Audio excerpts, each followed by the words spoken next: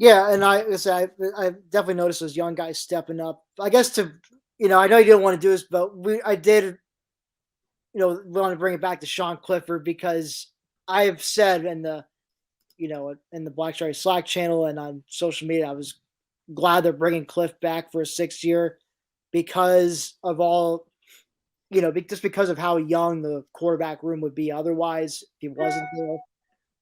There were definitely moments where I was second guessing myself for thinking that today, but end of the day, I figure it's good to have that veteran presence. Now, what I'm thinking though is I hope, this is what I think what we're going to see more of for spring practice and blue white game are the other quarterbacks, Christian Veilleux, Drew Allar, and Bo Prabula, yes, because Allar and Prabula are both enrolling in January.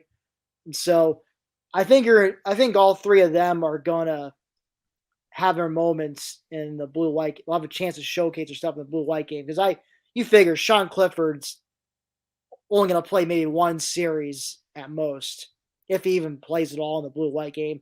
They may just treat him like they did with Saquon Barkley back then and just, put him in bubble wrap and, you know, not even let him potentially take any hits. I mean, not that they allow the QBs to take hits anyway in blue white games, but you get my drift. But I'm really curious to see how the how the other three quarterbacks shape out. Because my thinking is, if say Christian Veilleux or Drew Allar, the anointed one, are is as good as advertised, and if we see similar struggle, we see Cliff struggling like he did today, and you wonder how long is that leash for him? Is it a bit shorter than it's been like say this year, or is it about the same? I guess I figure hopefully there'll be less hesitation to throw in another guy if Cliff is ineffective, either due just to resorting to bad habits or if he or like for a good portion this year when he was hurt. Yeah, that's where I'm at. Like, I totally agree. If you look purely at the number standpoint of your scholarship quarterbacks and where they are in terms of experience, you're definitely better off with Sean Clifford than without.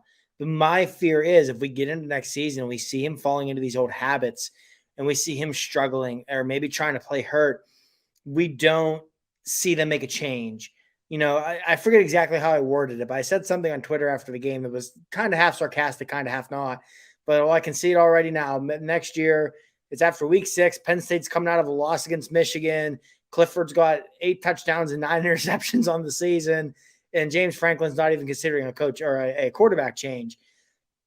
And I mean, I think that could be a realistic outcome. I mean, James Franklin will be the first person to tell you that sometimes he's loyal to a fault. And obviously he's going to be very loyal to Sean Clifford. I mean, essentially during the Franklin era, they've had 2 quarterbacks, Trace McSorley and now Sean Clifford. I mean, yes, you had the first years of Christian Hackenberg. But that was a little bit different too because he wasn't recruited by Franklin. But, Clifford's coming back for the 6th season, I'm sure. And I can understand why the coaching staff would feel some loyalty to him. But I will be curious to see, too, if we do get into that situation next year. And Penn State's schedule early on next year is pretty tough. They're 4 of their first 6 games are at Auburn, at Purdue, at Michigan, and Ohio State at home. Now, that could change some because the Big Ten might make some changes to their schedule for next year. But let's say that sticks. Man, you could be looking at 2-3 losses within the first 5 or 6 games. And if that happens, and this is where it could really get tough for Penn State, like no offense to Sean Clifford, but at that point, you're obviously want to start looking more towards the future, which you want to be getting Christian Veilleux and Drew Allar or Bo Prabula, whoever it may be, game reps to let them start to grow as a quarterback with eyes towards the future. So we'll see what happens. Hopefully we come out next year. And this is another thing I mentioned in my takeaways article. The first 6 games of the season this year, Sean Clifford played probably the best 6-game stretch of his career until he got hurt against Iowa. So hopefully next year Clifford comes out and that's the quarterback he is all season, getting another full offseason under his belt to work with Mike Yurcich, who has a tremendous reputation working with quarterbacks, obviously, and is viewed as one of the best quarterback coaches in the country. Excuse me. So hopefully next year Clifford can come out and just be that quarterback from the get-go and be that quarterback throughout the season and we don't have to worry about this. And hopefully next year after a bowl game, we're talking about Penn State sending Sean Clifford out with victory. But if we get into the season and Clifford is struggling, which based on his track record, there's a real possibility of that, I will be curious to see, are they willing to give any of these younger quarterbacks a chance? Because it's not a lack of talent in that room. I mean, I know we've talked about Drew Allar to no extent on here. The dude's number one quarterback in the country, number 3 player in the country. Bo Pribula is either a high 3-star or 4-star on every recruiting service and was one of the most productive quarterbacks in the history of Pennsylvania high school football. And even Christian Veilleux, he definitely showed some good things when he had the chance this year. And coming out of high school, he was an Elite 11 quarterback. He was a guy Clemson made a big run at. Like, the talent's there for him. So it's not like sometimes in the past where, I think back to the year, I think it was what would have been 2018, Trace McSorley's last year when he was banged up, but Tommy Stevens was also banged up, and you're trying to preserve Sean Clifford's red shirt. So you just kind of wrote him out. You're not going to have that problem next year. You're going to have other options. So I just hope that if they get to the point, rather it's performance-based, injury-based, or, hey, the team's got 3 or 4 losses, let's play for the future-based, that we see these quarterbacks get a chance if Sean Clifford's not getting the job done. Yeah, and I would say I'd have to agree with that.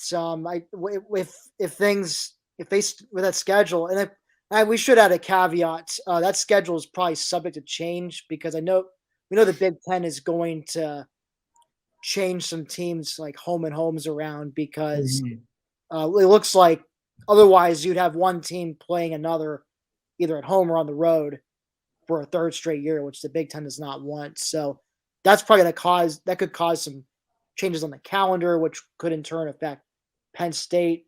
I mean, my biggest thing is I just hope they don't.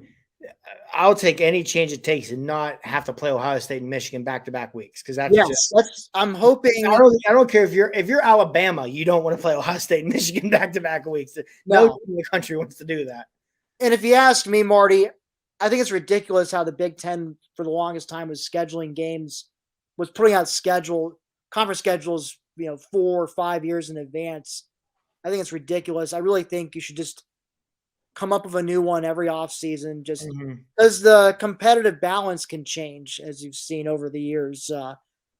And, what maybe it seemed like, maybe an okay slate in October can suddenly become super daunting because a couple teams on there went from mediocre to pretty good. So I feel like they should just go. Like, I think the ACC and other conferences do it on, I think, just 1 or 2 years in advance. Actually, I'm pretty sure the ACC, I could be wrong, but I think the ACC and the SEC both do it like 1 year at a time. Yeah, that's how I hope Kevin Warren's seriously looking into that, as well as getting rid of divisions, which is something I will harp on again, just squeeze it in there.